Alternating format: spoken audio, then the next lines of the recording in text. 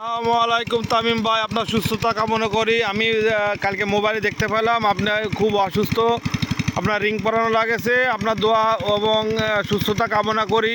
আপনার খেলা যখন আমরা টেলিভিশনে দেখেছি তখন বসে থাকতাম, তামিম ভাই পড়ে গেলে আমাদের আর কেউ থাকবে না।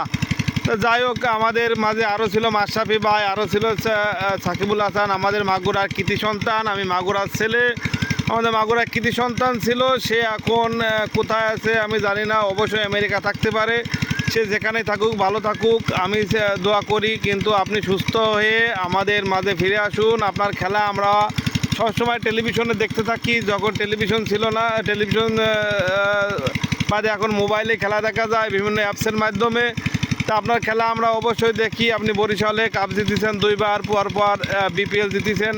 আপনার খেলা আমরা সবসময় মন ভরে দেখি আর দোয়া করি আল্লাহ তামিম ভাই জন্য শেষ পর্যন্ত টিকে থাকে, তাহলে রানের বন্যা বয়ে যাবে। এখন মাহমুদুল্লাহ ভাই আছে, তারপরে পুরাতন মুশফিকুর ভাই আছে, তারা অবশ্যই আপনার কাছে ছুটে গেছিলো দেখার জন্য। আমরা মোবাইলে দেখলাম।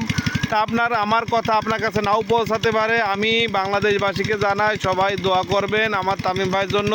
যা দেখে আমরা বিনোদন ভোগ করি, যাদের জন্য আমাদের বাংলাদেশের নাম চেনে যে অমুক একটা বাংলাদেশ আছে খেলার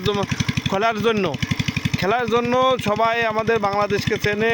কিন্তু আপনি এই ক্রিকেটে ফিরে আসলে বাংলাদেশের ক্রিকেট খুব সৌন্দর্য হয়ে উঠবে। আপনি খেলতে না পারলেও আপনি মাঠের যে কোনো একটা দায়িত্ব থাকলে, বোর্ডের একটা যে কোনো দায়িত্ব থাকলে অবশ্যই খেলার সৌন্দর্য বাড়বে। আপনি আমাদের মাঝে ফিরে আসুন, আমি দোয়া করি আপনি ফিরে আসুন, সুস্থতা কামনা করি। আসসালামু আলাইকুম ওয়া রাহমাতুল্লাহ।